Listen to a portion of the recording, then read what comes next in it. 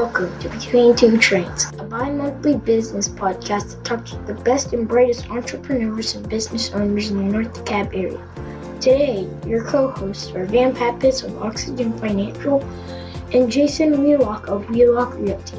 And now, Between Two Trains. Okay, welcome to another edition of Between Two Trains, a business podcast where we bring the best and brightest entrepreneurs and business owners in the Chamblee and surrounding North DeKalb area to talk about their experiences and running their business. Today, we've got a very exciting guest I'm looking forward to because I don't really know much about this business.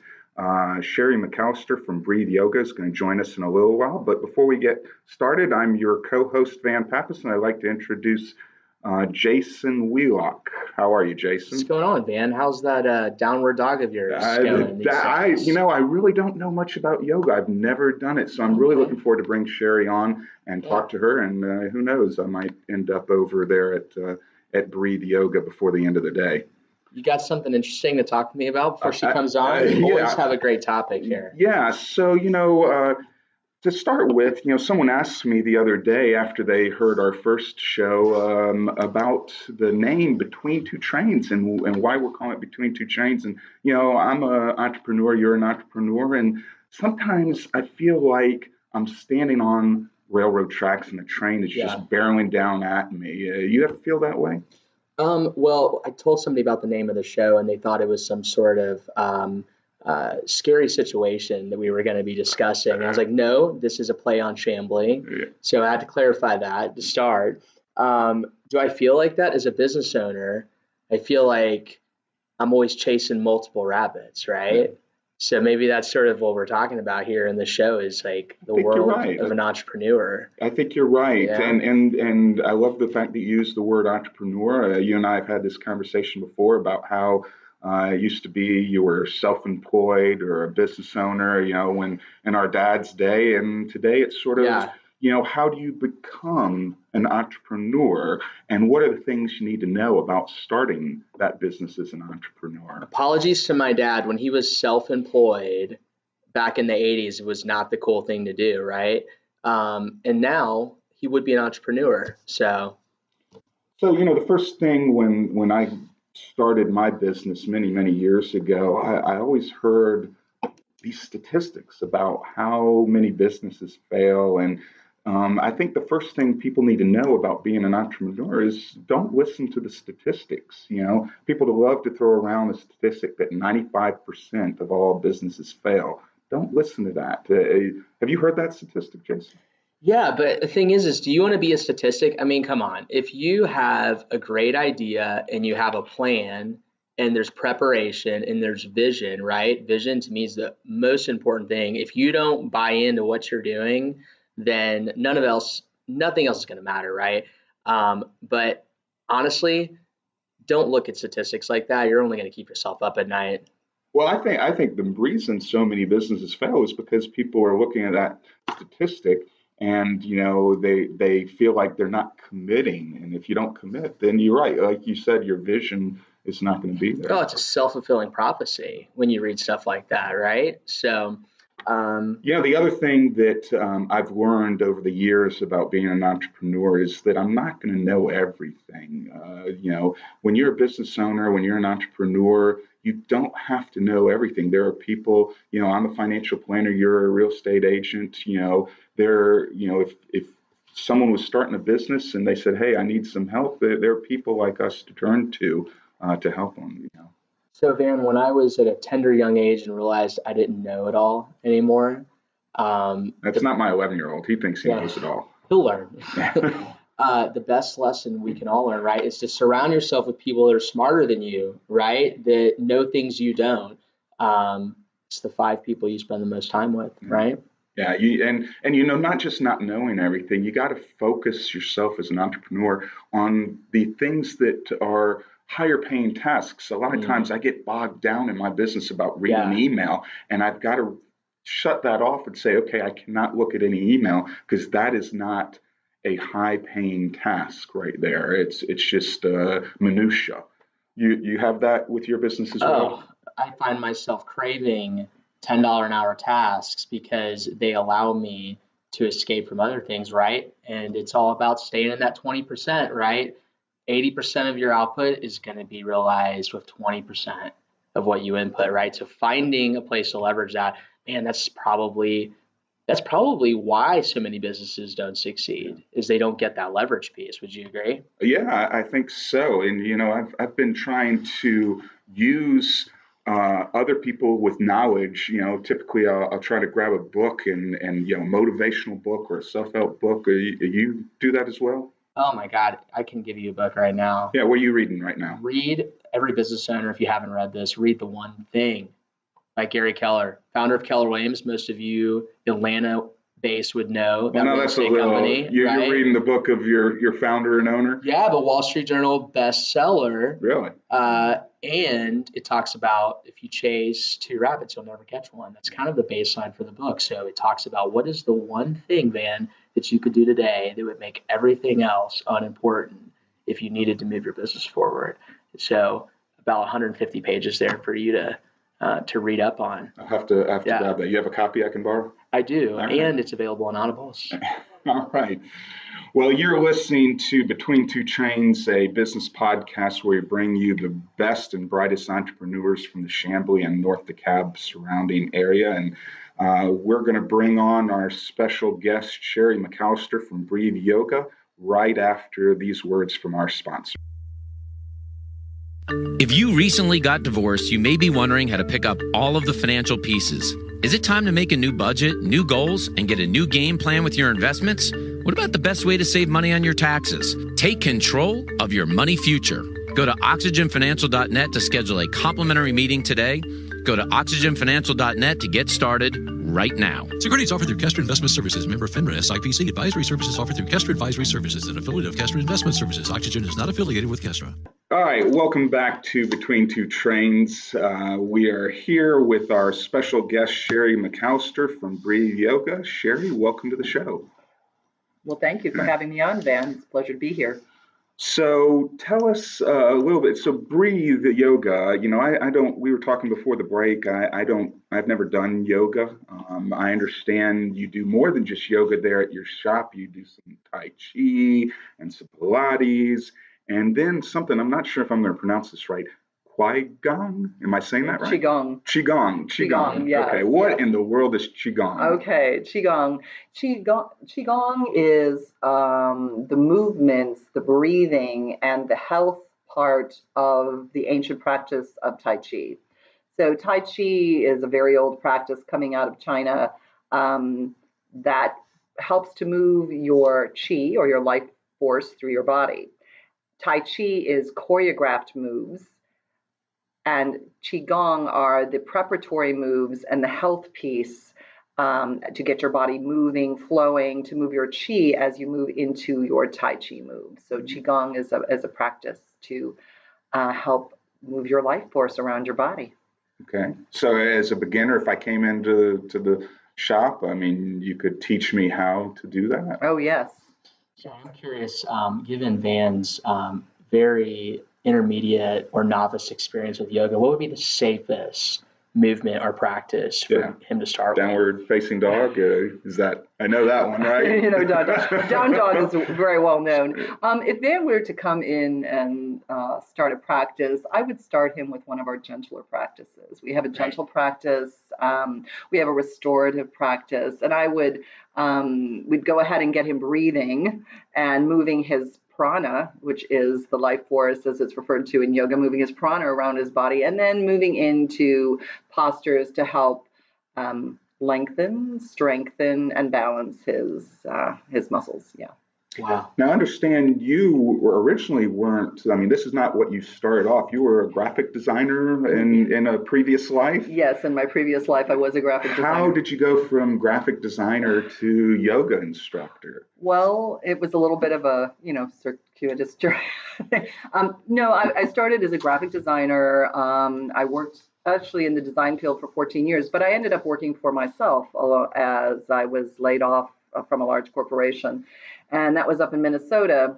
But I worked for myself. I sold design services, and when I moved down here, we transferred down here, I was doing some teaching of design, and I kind of got into yoga just to keep myself moving, and then was in an auto accident, and it really changed my life because I realized that it can affect yoga. It affects all aspects of your life. It kept me from having to do some surgery, and it's really the original PT. So what happened there was I just started spending more and more time doing yoga, and when the birth of my third child came along, I stopped working in my business and was approached by some of my fellow students to teach a class. And so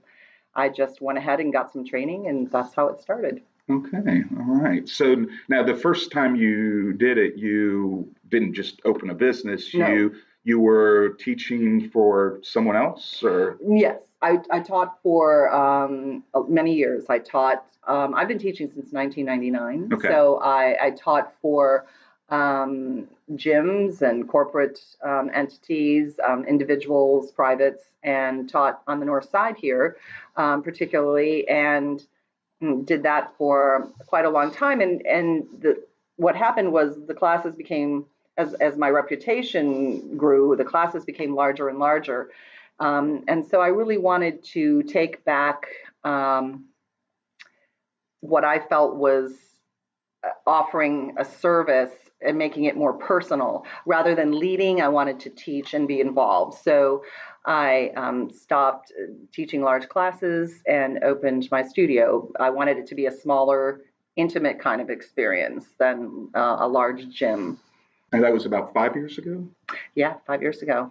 I'm curious, Cherri, and I don't know a lot about the yoga business in Atlanta. What I do know is that as time has gone on, you see yoga studios popping up all over the place, right? So, A, I'm sure the competition is strong, right? It is. And B, I'm not sure what kind of point of entry you need to call yourself a yoga instructor, right? So, if just taking a step back, knowing what you know, what would you advise people when it comes to picking a yoga studio, right? And secondly, of course, I'd like to know, what sets you guys apart? What is sort of the reason people come to Breathe over and over? Certainly. Well, if you're looking for a studio, what I would look for is the type of movement and what your aim is to what it is you want to get out of it. And some people are looking for stress release.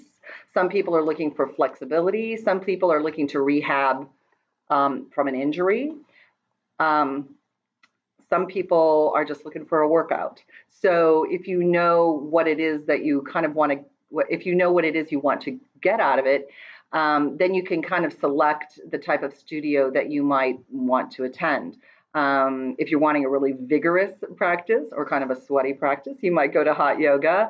I think that's what Van likes. Sweaty practice. I like it sweaty. You like it sweaty, wants to be sweating.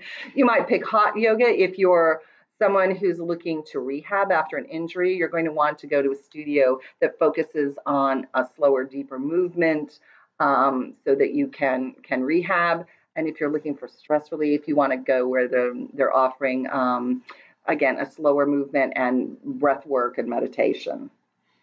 Now, I remember when you opened your business there in the Peachtree DeKalb Plaza. I was there that day. We had a ribbon cutting. I don't know if you remember. Oh, that. I do remember. The first time I met you. I do. That's an older shopping center, but you've moved now. Your new location is on Peachtree Road across from the Marta station. So, what precipitated that move from the plaza over to where you're at now? Well, we had really originally wanted to be closer to downtown Chamblee when we opened the studio. At the time we were looking, and I always wanted it to be in Chamblee. I've lived in this area for just about 30 years. My children went to Chamblee High School, so this is where I live and work, and I wanted to have the community here, and I built community here. I was interested in having it in Chamblee. And at the time I was looking, there really weren't as many options as there are now that Chamblee's hot. So one of the places that was available at the time was the space I had. But when I had the opportunity to move it toward downtown Chamblee, I took that opportunity and went with that. And I'm very glad I did. It's made it much more accessible to a lot more people. We have a lot of people that walk from the apartments and the lofts. I have new clientele, and I really like being a part of the vibrancy of the downtown community. Have you had anyone actually come from the Marta station? And I've had people come. Yes, I've had people come from the Marta station, use Marta to get there, and people, because if they work in this area, they're taking the Marta. They'll come after work. They'll come to class, then they'll take the Marta back, or the other way. So it's been a great move. Yeah. What do you think, Cherri, what was sort of, and I think every business owner has this moment if they experience a lot of successes, when was that sort of aha moment, or when did sort of this light bulb go off when your business just exploded, right? You've just kind of went through that barrier that puts you on the map where you're like, oh, wow, this is going to work. This is successful. I had opened the studio and I had people who had previously come. And then I put on a community class, probably, 6 months into what I was doing. And the room was packed and I didn't have any room for any more people. And pretty good challenge to have. Yeah, it is a good challenge to have. The room was packed. And that's when I realized, this is going to go. I'm going to be successful. People have heard of me or they've come to check it out. And that's when I knew it was going to fly. So a little bit further on that, that sounds like a great success. Have there been any moments where you felt like you've had a regret, something that you're like, I wish I had done this a little different, or has everything been roses for 5 years? Oh, no, I don't think any entrepreneur would feel that, I haven't ever met any entrepreneur that said that their business has been all roses. Certainly, I think there's some growing pains and thorns usually among some of that. But there were some challenges. There were some challenges in the location where I had been in terms of physical concerns, problems that at times needed to be addressed. Those were challenging. Getting people to your door, getting people in, at times advertising, the type of advertising that I was doing, I had to try different things to get people in.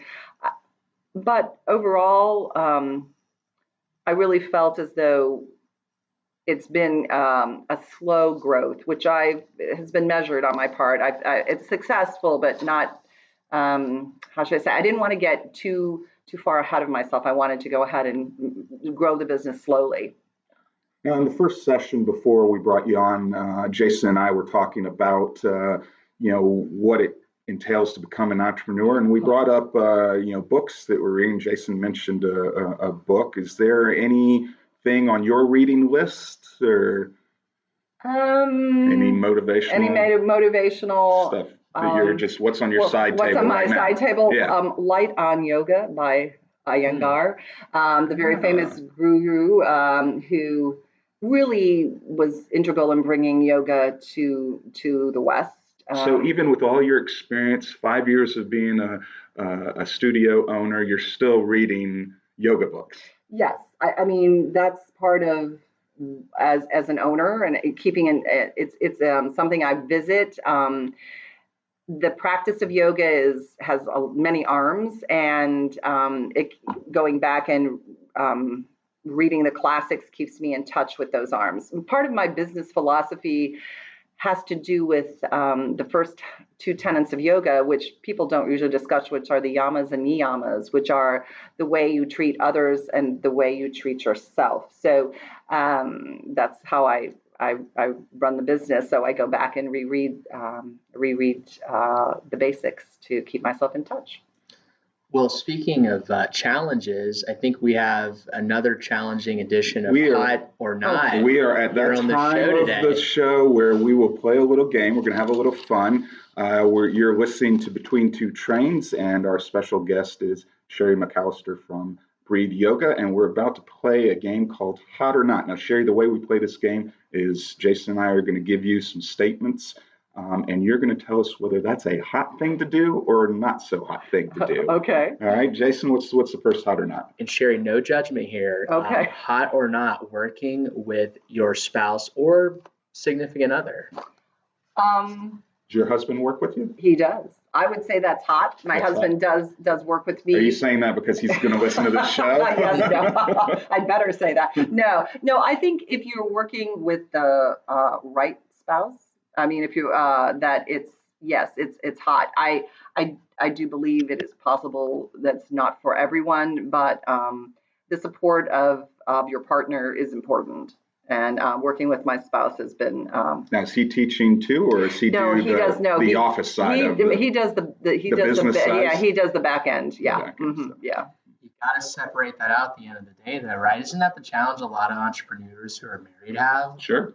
Is when do you turn off or clock out, right? Mentally. Right. Well, we try to have a ritual where we, in the evening we go home, we have dinner. And we just, we put the business aside, and then we're just people, married. Yeah. I got a hot or not for you, Cherri. Pop-up events. Do you do any pop-up events? Are those hot or not? For me, not so much. I don't do really a lot of pop-up events. We tend to do planned workshops and events that are slightly outside what our regular classes are, but we don't do a lot of pop-up events. No, not for the yoga business. I've got one for you. What about bringing an employee in as a partner, right? Let's say they've been with you for a while. Equity partners. Yeah. I think that would be hot with the right person. So how many employees do you have currently? I have currently 6. Okay. 6 people. Are any of them ready to take an ownership in the business or not? No, not currently. I have one woman who I can see a great deal of potential. Currently, she's not in a place that would work for her. You have to both be in the right place, I think. So as an entrepreneur, to get back, you think offering an equity stake in the company, that's a hot thing to do? I think it is. I think that goes back to what I was saying about some of the principles that I try to run the business with. I would run the business in a way to benefit, if the business is doing well, it would benefit not only myself, but the people who work for me. So that would be part of that. That would be an extension of that. This is so tough, man, because really, really good people are going to, at some point, leave you, or you're going to have to give them a reason to stay. So what's the age-old question that a business owner has to ask themselves at that point is, would that person leaving be more detrimental than a partnership or giving up some equity? Right. Yeah, that's a tough one, man. Yeah, it is. And then that also should go hand in hand with any succession planning that you may have. You'd love to run your business, as long as you can, but at some point you got to realize that you better have a succession plan on what's going to happen. Are you going to sell the business, or are you going to turn it over to one of your employees? Right. Van, I'm not sure if this next one is going to. Well, I am interested in how this one will play out in the context of dress code, hot or not. With the yoga studio. When I think of yoga pants, I think hot. Okay, but are we talking about that or dress code? Well, in yoga, are you asking me if it's hot or not? Hot or not. Hot or not. No, I'm trying to find to out. have a dress code. To have a dress. Honestly, I think I don't know what I think it is hot. You should have a dress code. The reason is you don't want, even though yoga is done in gear that can be revealing, you don't want to make anybody uncomfortable. You want people to come in and be comfortable, so you want them to dress appropriately. So yes. I would argue more people wear yoga pants that don't do yoga than do. I agree with you, Jason. I agree with you. It's kind of funny. Van, do you want to take this last one? What do we got? Yeah. One last hot or not for the day. And, I don't know if you've thought about this or not, but having more than one location. So, at what point, and you can answer the hot or not first, but then I'd like to delve a little bit more into, at what point you say, okay, I'm a one location business, or I'm going to turn this into something bigger and grow it to more than one place. Have you thought about that at all? I have. We have thought about that. I think that's dictated by currently the restraint of the physical space that I have. When I get to the point where I can't offer what I'd like to offer in the one space I have, I would go ahead and consider opening another location. Yeah. Well, this has been Between Two Trains with our special guest, Cherri McCallister from Breathe Yoga. Cherri, thank you for coming on the show. We really appreciate it. And Jason. Namaste, Cherri. Thank you. Namaste, Jason. Thank you. I'm experiencing this. You are. I need to learn. So I don't know, Cherri, if you have any events coming up or specials or promotions or discounts you want to tell people listening to the show? Certainly. I'm happy to share. We have family yoga classes coming up on the 18th of February, March 25th, which gives families an opportunity to do yoga together, introduce their children or other people, nieces, nephews, whatever, to the practice. It's a lovely time and a wonderful family activity. Those are going on. There'll also be an Ayurvedic workshop for springtime, the upcoming season happening and the third week of March. So those events are open and will be up on our website. Also, when you come in for a class at our studio, you drop in and we give you your second class free for you to come back and take any class you want. They get it free because they listen to the show, right? That's right, they do. Do I get a nice cold lavender towel if I come in? If you come in, I can arrange one, Jason. Oh, I love those. Well, you've been listening to Between Two Trains. Thank you, Cherri, again for coming on. Thanks, Jason, for being co-host. And we will be coming to you twice a month, every month. So stay tuned and look for future entrepreneurs on the show. You can find our shows past and present at betweentwotrains.com and on SoundCloud. Thanks a lot.